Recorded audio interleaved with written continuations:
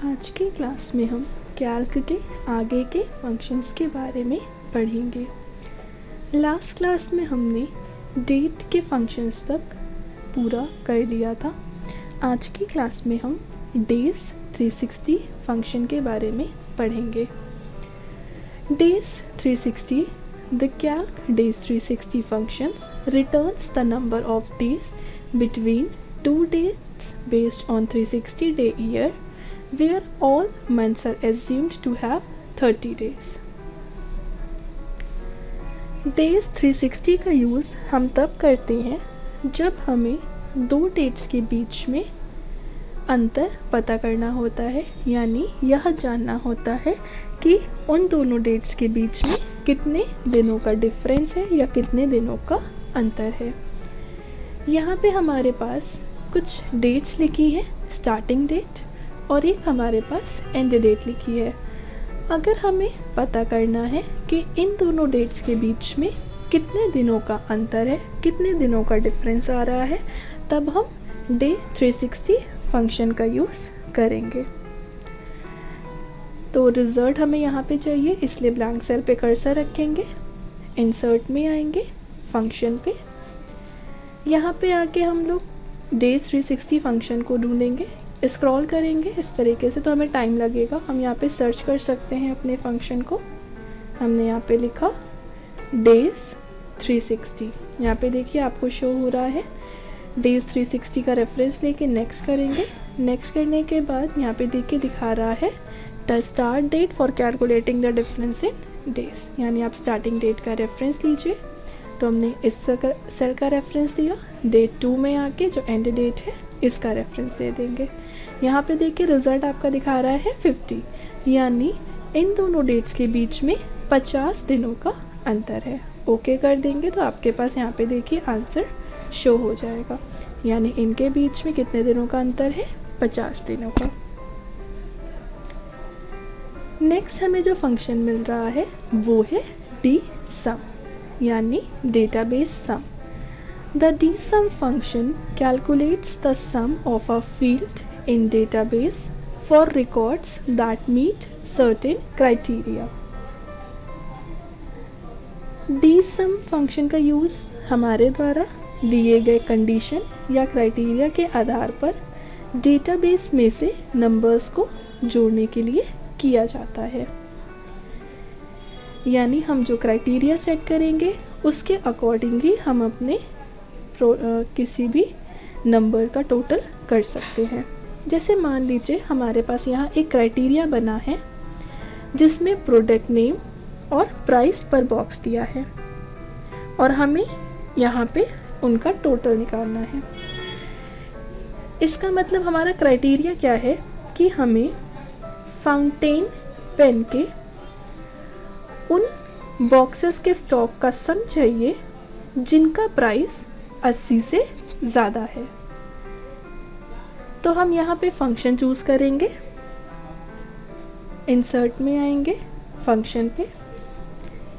यहाँ पे हमने dsum फंक्शन लिया, सेलेक्ट करके नेक्स्ट करेंगे। यहाँ पे हमसे डेटाबेस मांग रहा है, तो इस जगह पे क्लिक करके हमारा जो डेटाबेस है इसका सिलेक्शन देंगे। इसके बाद हमसे डेटाबेस फील्ड पूछ रहा है, यानी आपको किसका सम करना है, तो हमने रेफरेंस दे दिया बॉक्सेस इन स्टॉक का। सर्च क्राइटेरिया क्या सर्च करना है, फाउंटेन पेन जिनका प्राइस 30 से 80 से ज़्यादा है। ओके करेंगे तो हमें रिज़ल्ट में मिल गया 75, यानी 75 बॉक्सेस का स्टॉक हमारे पास है जिनका प्राइस 80 से ज़्यादा है। अगर हम देखना चाहते हैं तो देखिए, जैसे ये फाउंटेन पेन का एक आपके पास बॉक्स है जिसका प्राइस क्या है 80 से अबव, यानी 85। फिर एक ये फाउंटेन पेन है, लेकिन ये हमारे क्राइटेरिया के बेसिस को नहीं फॉलो कर रहा है क्योंकि 80 से लेस है, ये 45 का है। एक ये हमारे पास है जहाँ पे देखिए जो हमारे क्राइटेरिया को फॉलो कर रहा है, यानी 80 अबव, यानी ऐसे 25 बॉक्सेस स्टॉक में है जिनका प्राइस जो है वो 89 है। एक फाउंटेन पेन ये है जिसका प्राइस 80 अबव है। तो इस तरीके से अगर हम देखें तो 25 और 25 यानी 50 का स्टॉक ये और फिर 25 75। तो यहाँ पे हमारे पास ऐसे 75 बॉक्सेस का स्टॉक है जिनका प्राइस 80 से अबव है। अभी तो हमने अपने स्टॉक का टोटल किया, अब हम क्या करना चाहते हैं।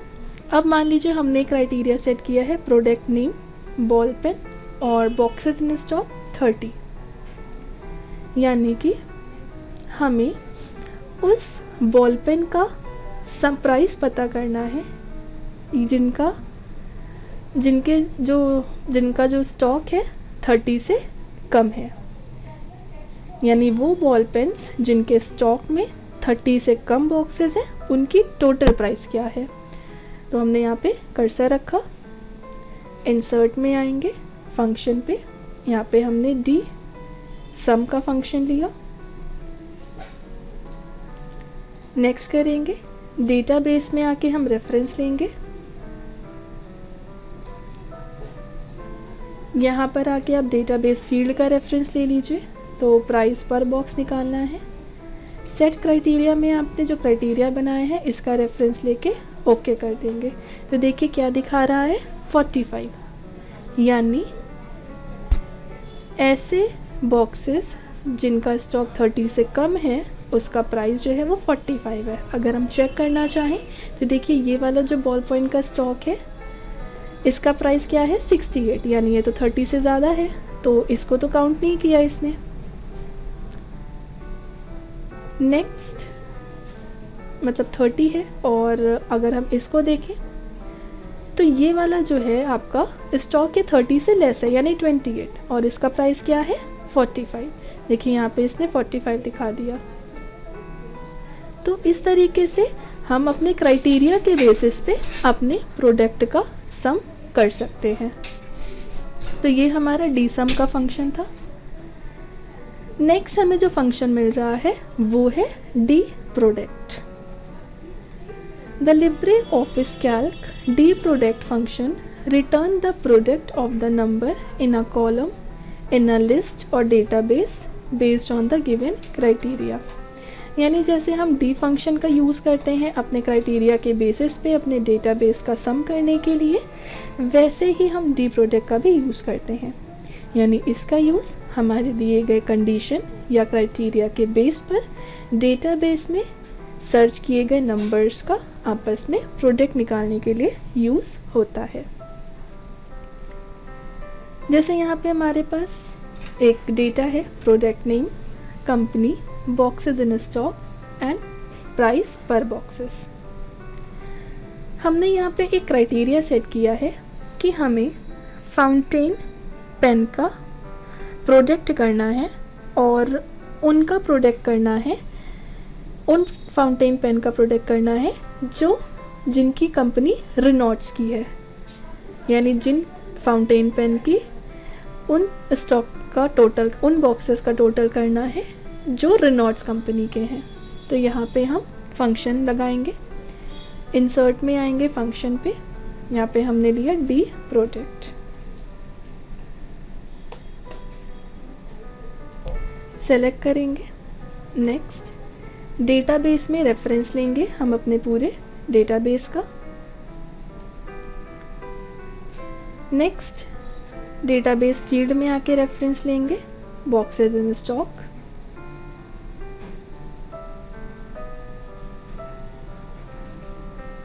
सर्च क्राइटेरिया क्या सर्च करना है, प्रोडक्ट नेम और जिनकी कंपनी रेनॉल्ड्स की है उनका सम, उनका प्रोडक्ट। यहाँ से ओके करेंगे तो क्या दिखा रहा है 625। अब अगर हम देखें तो फाउंटेन पेन का एक ये है हमारी जिनकी कंपनी रेनॉल्ड्स की है तो 25, एक ये है जिसकी कंपनी रेनॉल्ड्स की है 25, यानी अगर हम 25 और 25 का प्रोडक्ट करते हैं तो हमारा 625 आएगा। तो इस तरीके से हम डी प्रोडक्ट का यूज़ कर सकते हैं। नेक्स्ट हमारे पास है D minimum. The LibreOffice Calc D min function return the smallest number in a column or a list or database given on a based on a given criteria. इसका use हमारे द्वारा दिए गए conditions या criteria के आधार पर database में से सबसे छोटे नंबर या वैल्यू को सर्च करने के लिए किया जाता है। यहाँ पे एक हमारे पास डेटाबेस है जहाँ पे एम्प्लॉय का नाम, प्रोडक्ट और सेल आ रही है। अब हम एक क्राइटेरिया सेट करना चाहते हैं। हमने यहाँ पे क्राइटेरिया बनाया, employ name Aaraf Mehta, product water purifier and filter, यानी आरफ मेहता ने वाटर प्यूरीफायर और फिल्टर का जहाँ पे सबसे कम सेल किया है हमें, या जहाँ पे सबसे मिनिमम सेल की है हमें, वो पता करना है। तो हम यहाँ पे फंक्शन लगाएंगे, इंसर्ट फंक्शन, यहाँ पे लेंगे डी मिनिमम, फंक्शन सेलेक्ट करेंगे, नेक्स्ट करेंगे। डेटाबेस में आके हम अपने डेटा का रेफरेंस लेंगे। डेटाबेस फील्ड, आप क्या पता करना चाहते हैं? तो हम सेल्स को पता करना चाहते हैं। सर्च क्राइटेरिया, क्या क्राइटेरिया सर्च करना चाहते हैं? आरव मेहता ने जहाँ पे सबसे कम वाटर प्यूरीफायर को सेल किया है उसका रेफरेंस, ओके करेंगे। यहाँ पे देखिए शो हो रहा था कि आरव मेहता ने जो सबसे कम सेल किया है वो 125 पीस किए हैं। यहाँ पे देखिए दिखा रहा है वाटर प्यूरीफायर के सबसे कम जो सेलिंग हुई है वो 125 पीस की हुई है। नेक्स्ट हमारा जो फंक्शन है वो है डी मैक्स। जैसे हम लोग डी मिनिमम का यूज़ करते हैं सबसे छोटे नंबर या वैल्यू को सर्च करने के लिए, वैसे ही हम डी मैक्स का फंक्शन यूज़ करते हैं सबसे बड़ी वैल्यू या सबसे लार्जेस्ट नंबर को अपने डेटाबेस में सर्च करने के लिए। यहाँ पे हमारे पास डेटाबेस है। अब हम इस डेटाबेस में ये पता करना चाहते हैं कि निशांत रस्तोगी जो हैं इन्होंने मिक्सर ग्राइंडर के सबसे मैक्सिमम सेलिंग कितनी की है। तो यहाँ पे हम फंक्शन लगाएंगे डी मैक्स का, इंसर्ट में आएंगे फंक्शन पे, यहाँ पे आके हमने लिया डी मैक्स, सेलेक्ट करके नेक्स्ट करेंगे। डेटाबेस में आके हम अपनी शीट का रेफरेंस, डेटाबेस में आके हम रेफरेंस ले लेंगे, यानी आपको हम मान लेते हैं सेल का रेफरेंस ले लेते हैं। सर्च क्राइटेरिया में आपका जो क्राइटेरिया है इसका रेफरेंस लीजिए। ओके, तो क्या दिखा रहा है कि निशांत रस्तोगी ने जो मैक्सिमम मिक्सर ग्राइंडर का सेलिंग की है वो है 250। अगर हम देखना चाहें तो यहाँ पे देखिए इस तरीके से दिखा रहा है कि ये आपका मैक्सिमम है जो सेल हुआ है। यहाँ पे इन्होंने कितनी की है? 200 की है। इसके बाद नेक्स्ट है हमारा D count. The calc decount function counts matching records in a database using criteria and an optional field.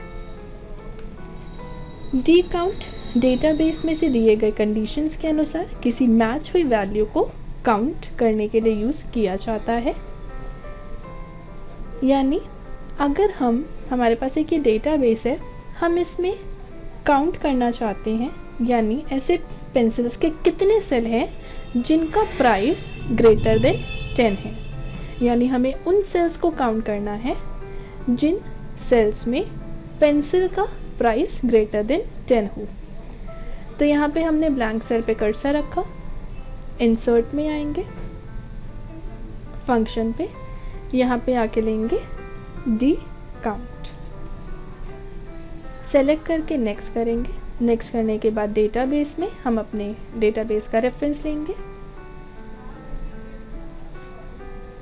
Database field में आके जो हमारी फील्ड है हम उसका रेफरेंस, मान लीजिए हमने अपनी फील्ड में प्राइस का रेफरेंस लिया, और सर्च क्राइटेरिया में हमारा जो क्राइटेरिया है हम जो सर्च करना चाहते हैं यानी प्रोडक्ट पेंसिल और जिनका प्राइस ग्रेटर देन 10 है, ओके करेंगे तो हमारा रिजल्ट क्या आ रहा है? 3, यानी 3 सेल्स ऐसे हैं जिनमें पेंसिल का जो प्राइस है वो 10 से अबव है। एक ये वाली फील्ड,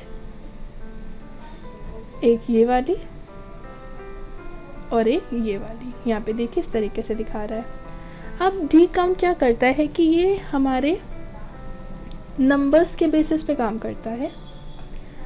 हमने यहाँ पे जो फंक्शन लगाया है, यहाँ पे हमने सेल का रेफरेंस लिया था प्राइस का। अब मान लीजिए अगर हम प्राइस का ना लेके हम अपने प्रोडक्ट का रेफरेंस ले लें और एंटर करें, तो अब क्या दिखा रहा है?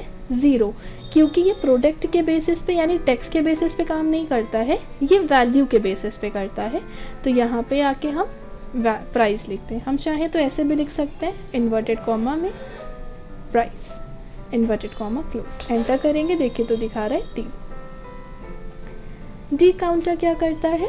The D counter function returns the count of the non-blank cells in a column or a list, database match conditions ये specify। यानी डी काउंट भी हमारे डेटाबेस में से हमारे नंबर्स की काउंटिंग का काम करता है। लेकिन ये जो डी काउंटर होता है ये हमारे नंबर्स के साथ साथ टेक्स्ट पे भी चलता है। हम यहाँ पे फंक्शन यूज़ कर देते हैं, इंसर्ट में आएंगे फंक्शन पे, यहाँ पे हमने लिया डी काउंटर, सर्च करके नेक्स्ट करेंगे। डेटाबेस फील्ड में हम अपने रेफरेंस लेंगे शीट का। डेटाबेस फील्ड में हम चाहें तो प्राइस का रेफरेंस ले लेते हैं। सर्च क्राइटेरिया में जो क्राइटेरिया आपको सर्च करना है उसका रेफरेंस, ओके करेंगे तो क्या दे रहा है रिज़ल्ट? 2। यानी ये जो आपकी बुक है, ऐसे 2 सेल्स हैं जिनका प्राइस 10 से अबव है, एक ये और एक आपका ये सेल। नेक्स्ट, अब अगर हम यहाँ पे कुछ चेंजेस करते हैं, मान लीजिए हम यहाँ प्रोडक्ट ले लेते हैं, ऐसे हमने इन्वर्टेड कॉमा लगा के लिखा product, inverted comma close, enter. तब भी देखिए यहाँ पे रिजल्ट आपका 2 ही दे रहा था, जबकि जब यहाँ पे हमने प्रोडक्ट लिया था तो 0। क्यों? क्योंकि काउंटर क्या करता है? हमारे टेक्स्ट और नंबर दोनों के बेसिस पे काम करता है। नेक्स्ट हमारा जो फंक्शन है वो है exact. Exact function is a logical function in calc which is used to compare 2 strings or data with each other, and it gives us the result whether the both data are exact match or not. This function is a logical function, so it gives true or false as a result. This function is a case sensitive formula।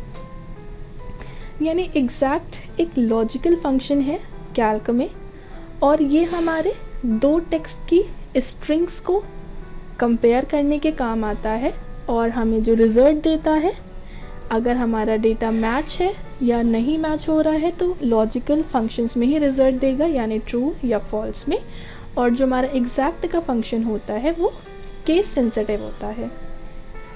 जैसे मान लीजिए हमारे पास यहाँ पे कुछ database है, यहाँ पे देखिए 2 तरीके से हम इसको चला के देखते हैं। एक हमारे पास यहाँ पे टेक्स्ट लिखा हुआ है एज एजुकेशन, और टेक्स्ट 2 में भी हमारे पास टेक्स्ट लिखा है एज एजुकेशन। हम इसका रिजल्ट देखना चाहते हैं तो इंसर्ट में आएंगे, फंक्शन में यहाँ पे हमने लिया एग्जैक्ट, EXACT, सर्च करके नेक्स्ट करेंगे। टेक्स्ट 1 में हम इसका रेफरेंस लेंगे और टेक्स्ट 2 में आके नेक्स्ट टेक्स्ट का ओके करेंगे, तो हमें रिज़ल्ट क्या मिल रहा है? फॉल्स। जबकि हमारे नेम की स्पेलिंग तो देखिए सही है, तो ये हमें फॉल्स का रिज़ल्ट इसलिए दे रहा है क्योंकि हमारा जो टेक्स्ट है वो मैच नहीं हो रहा है। यहाँ पे हमने एजुकेशंस में जो ई लिखा है वो कैपिटल में लिखा है, जबकि टेक्स्ट 2 में हमारा ई जो है वो स्मॉल लेटर्स में है। तो ये हमारा मैच नहीं हो रहा है, इसीलिए हमें जो रिज़ल्ट मिल रहा है वो फॉल्स मिल रहा है। ऐसे ही मान लीजिए हम एग्जैक्ट को ऐसे चला सकते हैं,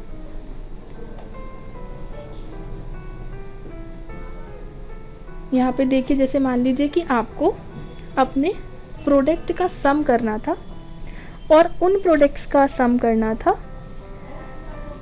सॉफ्ट टॉय का, जिनका आपको रेवेन्यू का, सॉफ्ट टॉय के रेवेन्यू का टोटल करना था या प्रोडक्ट करना था अपने सॉफ्ट टॉय के रेवेन्यूज़ का। तो आपने यहाँ पे कंडीशन लिखी सम प्रोडक्ट इस तरीके से, और यहाँ पे हमने साइन लगाया डैश का, ब्रैकेट लगा के एग्जैक्ट लिख लिया। डी हमने यहाँ पे रेफरेंस लिया अपने प्रोडक्ट का,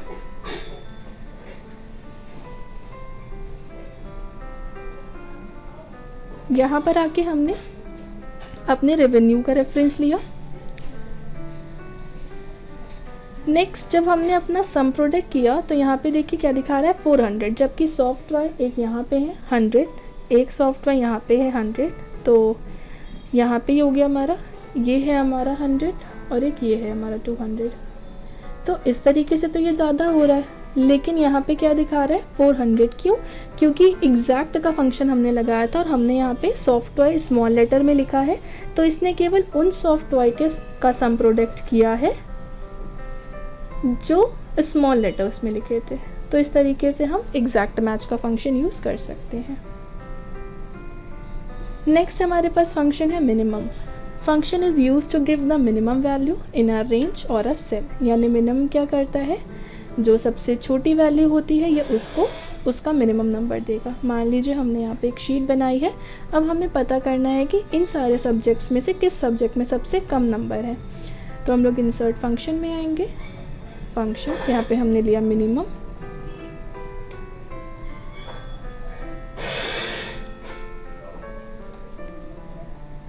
यहाँ पे लिखा है मिन, सेलेक्ट करेंगे। नेक्स्ट नंबर्स में आके रेफरेंस ले लेंगे जिनमें से हमें मिनिमम नंबर पता करना है। तो हमने इस तरीके से रेफरेंस दे के ओके कर दिया। तो इसमें जो सबसे मिनिमम नंबर था, जो छोटा नंबर था, वो है 44। ऐसे ही मैक्सिमम का मतलब होता है सबसे बड़ा नंबर। तो यहाँ पे आके हम फंक्शन लगाएंगे,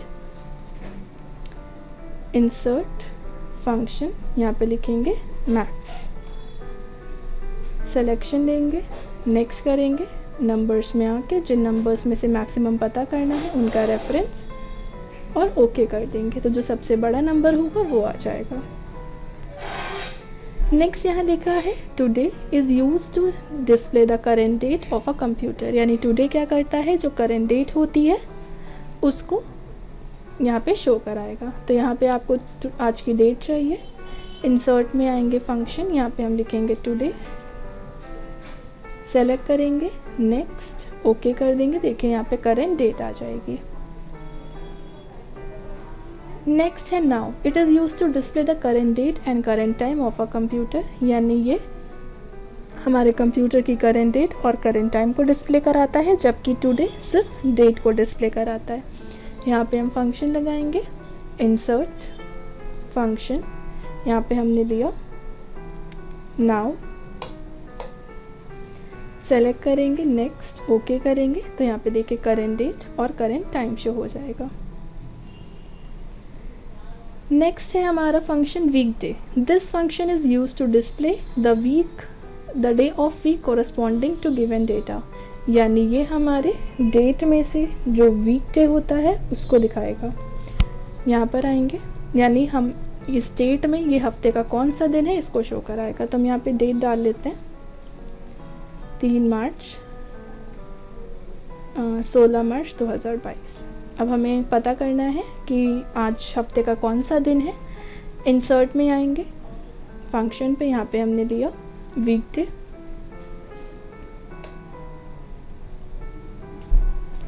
वीकडे को सेलेक्ट करेंगे, नेक्स्ट करेंगे, नंबर में आके डेट का रेफरेंस ओके करेंगे। तो क्या दिखा रहा है, आज 4th वीकेंड है। कैसे, संडे हमारा 1st वीकेंड, मंडे होता है 2nd, ट्यूसडे 3rd और आज वेडनेसडे है, तो आज हमारा 4th वीकेंड है। नेक्स्ट है if. It is use to find the result according to the condition. If condition is true the return 1 value, if true and the condition is false then return the 0 value. यानी if जो होता है ये आपका result वगैरह निकालने के लिए, रिजल्ट को फाइंड करने के लिए कंडीशन बेस्ड फॉर्मूला है। अगर आपकी कंडीशन सही होती है तो रिटर्न में आपको 1 मिलता है जो ट्रू को शो कराता है, और अगर कंडीशन गलत होती है तो 0 वैल्यू आती है या फॉल्स लिख कर आता है। तो यहाँ पे हम रिजल्ट लगाएंगे, यहाँ पे हम एक कंडीशन सेट करते हैं, इक्वल टू इफ़ ब्रैकेट, यहाँ पे हम रेफरेंस लेंगे, सेल का ले लेते हैं, if D198 cell is greater than 60। तो हमारा रिजल्ट क्या है, comma, inverted comma, true, inverted comma close, और अगर 60 से कम है तो रिजल्ट आ जाए false. Inverted comma close, bracket close, enter करेंगे। देखिए क्या लिख कर आ गया, फॉल्स, क्योंकि यहाँ पे हमारा जो क्राइटेरिया था वो क्या था, 60 अबव। तो अगर 60 अबव होता यहाँ पे ट्रू होता, अगर ये 60 से कम है इसलिए फॉल्स। अगर हम यहाँ 90 कर दें या 80 कर दें, अभी आपका रिजल्ट देखिए ट्रू हो जाएगा। तो इस तरीके से हम कंडीशंस के बेसिस पे वर्क कर सकते हैं। अगर यहाँ पे हम कंडीशन लगाएं, equal to if bracket if score is greater than 60 comma inverted comma pass inverted comma close comma inverted comma fail inverted comma close, shift के साथ ब्रैकेट क्लोज, एंटर करेंगे तो रिजल्ट आ गया पास। यानी आर्यन का स्कोर जो था वो 60 अबव था, इसलिए इनका रिजल्ट पास आया है। नेक्स्ट हमारे पास फंक्शन है and. The and function is a premade function in Excel which return true और फॉल्स बेस्ड ऑन 2 और मोर कंडीशंस। यानी एंड का जो फंक्शन होता है ये प्रीमेड फंक्शन है कैल्क में, और अगर हमारी कंडीशन, और ये 2 या 2 से ज़्यादा कंडीशंस के बेसिस पे काम करता है। अगर हमारी कंडीशन सही होती है तो रिज़ल्ट ट्रू आता है और गलत होती है तो फॉल्स। जैसे मान लीजिए हमने यहाँ पे कंडीशन दी कि अगर आरएन का स्कोर 80 या उससे ज़्यादा होता है तो रिज़ल्ट ट्रू आए, लेकिन अगर कम होता है तो फॉल्स। यानी equal to if bracket and shift के साथ ब्रैकेट, हम लोग स्कोर का रेफरेंस लेंगे, ग्रेटर देन इक्वल टू 80। यहाँ पे देखिए 2 कंडीशन आई है कि यदि और स्कोर जो है वो 80 से अबव हो या बराबर हो तो हमारा जो रिज़ल्ट आएगा वो पास आएगा, comma inverted comma pass inverted comma close comma inverted comma fail inverted comma close, shift के साथ ब्रैकेट क्लोज, एंटर।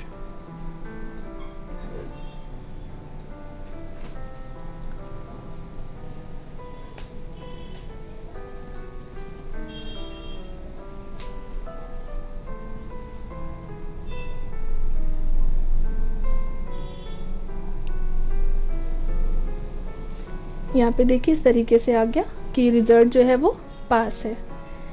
यहाँ पे देखिए जो नंबर है वो 80 से ज़्यादा है इसलिए रिज़ल्ट पास। ऐसे ही हम यहाँ पे लगा सकते हैं, equal to if bracket and bracket reference लेंगे स्कोर, अगर ग्रेटर देन इक्वल टू 80 है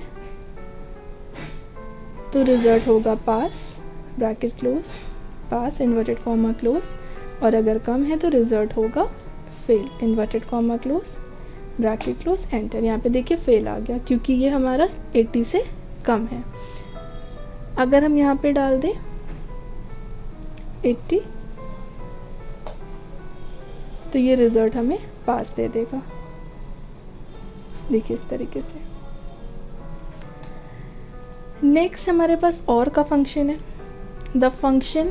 The OR function is a logical function to test multiple condition at the same time और return either true or false। यानी जो OR का function होता है ये भी लॉजिकल फंक्शंस होता है जो हमारी मल्टीपल कंडीशंस को टेस्ट करने के लिए होता है, और अगर कंडीशन सही होती है तो ट्रू मिलता है रिजल्ट, गलत होती है तो फॉल्स।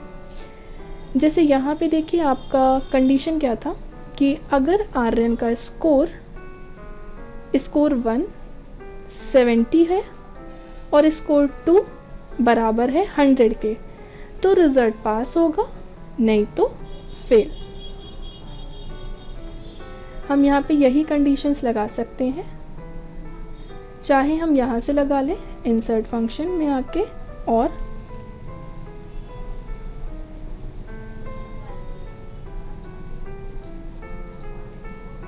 लॉजिकल वैल्यू यहाँ पे देनी पड़ेगी, या फिर हम यहाँ पे इक्वल टू लगा के भी लिख सकते हैं, इक्वल टू इफ़ ब्रैकेट और ब्रैकेट, यहाँ पे रेफरेंस लेंगे स्कोर 1 इज़ ग्रेटर देन 50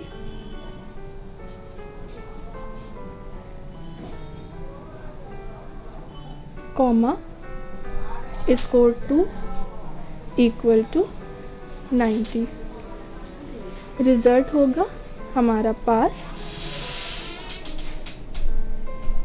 या फिर fail. Inverted comma close, bracket close, enter. यहाँ पे देखिए रिजल्ट आ गया क्योंकि ये आपकी कंडीशन को फॉलो कर रहा है।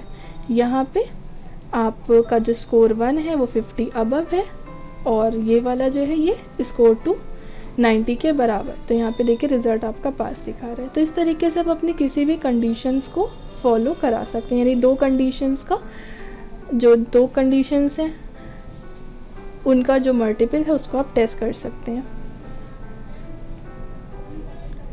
नेक्स्ट है हमारे पास left. This function is use to display the specified number of characters from the left side of a text string.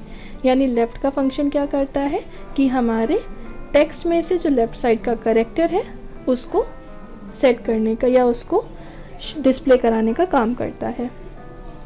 जैसे हमने यहाँ पे टेक्स्ट लिखा माइक्रोसॉफ्ट ऑफिस, यहाँ पे नंबर ऑफ कैरेक्टर्स हमने दिए हैं 5 और रिज़ल्ट हमें निकालना है इसका।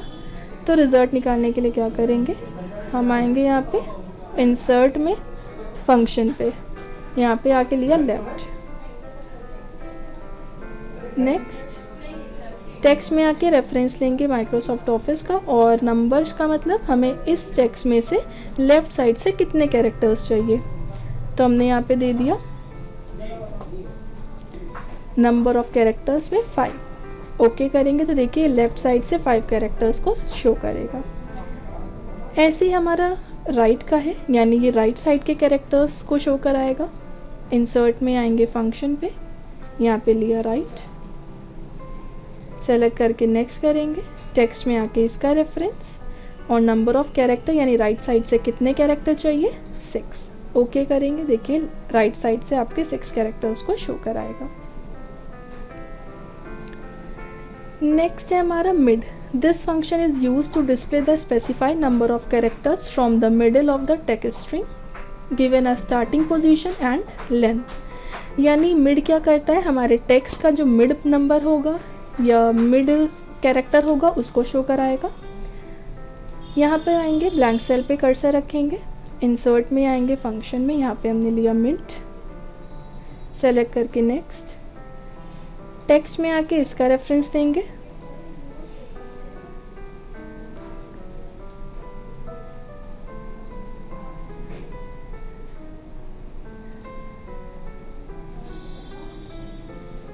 स्टार्टिंग में रेफरेंस और नंबर में आके कितने कैरेक्टर्स चाहिए मिड के।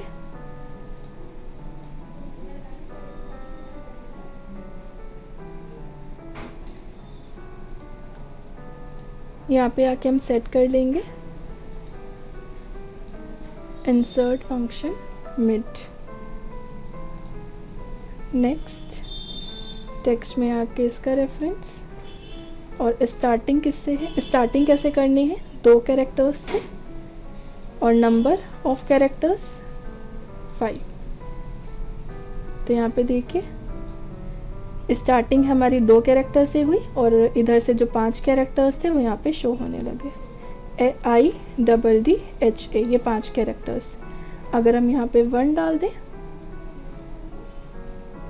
एंटर करें तो देखिए यहाँ पे SIDDH ले लिया।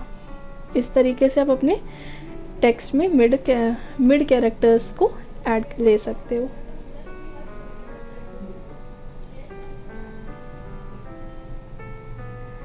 नेक्स्ट है हमारे पास length function. This function is use to display the length of a text string. यानी जो लेंथ का फंक्शन होता है ये हमारे टेक्स्ट की स्ट्रिंग को बताने का काम करता है, टेक्स्ट की लेंथ को डिस्प्ले कराने का काम करता है कि टेक्स्ट में हमारे कितने कैरेक्टर्स हैं। Number of characters in a text string with space, और जितने कैरेक्टर्स में स्पेस होता है ये उनको भी काउंट करके देता है, यानी spaces are counted as a character. जो स्पेस होता है वो कैरेक्टर के फॉर्म में काउंट होता है। अब जैसे यहाँ पे हमारे पास हमने यहाँ पे एक फंक्शन चूज़ किया, इंसर्ट में आएंगे फंक्शन पे, यहाँ पे हमने लिया लेन, सेलेक्ट करेंगे नेक्स्ट करेंगे।